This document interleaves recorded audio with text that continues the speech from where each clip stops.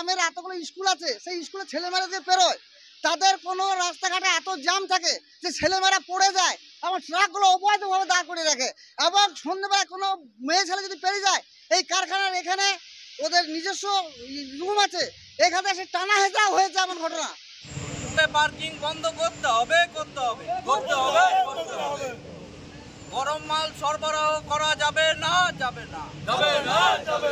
সিএসআরে কাজ নাই কেন? জবাব চাই।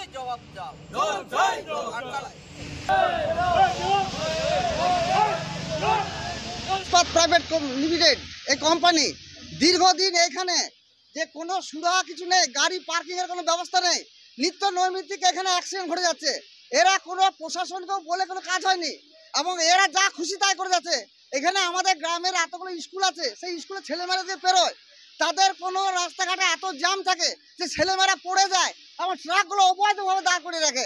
এবং সন্ধ্যেবেলা কোনো মেয়ে ছেলে যদি পেরিয়ে যায়, এই কারখানার এখানে ওদের নিজস্ব রুম আছে, এখানে এসে টানা হেঁচড়া হয়েছে এমন ঘটনা। এই কারখানা সিকিউরিটিদের কারখানা থেকে প্রশাসনকে জানানো হয়েছে, বলা হয়েছে, প্রশাসন স্টেপ নিতে জানি না। আমরা চাইছি এখানে গরম মাল এখান থেকে বেরোতে দেবো না। কোনো গ্রামের কোনো উপকারের কোনো কাজে লাগে না, অত গ্রামের জমি নিয়ে এরা কারখানা করেছে।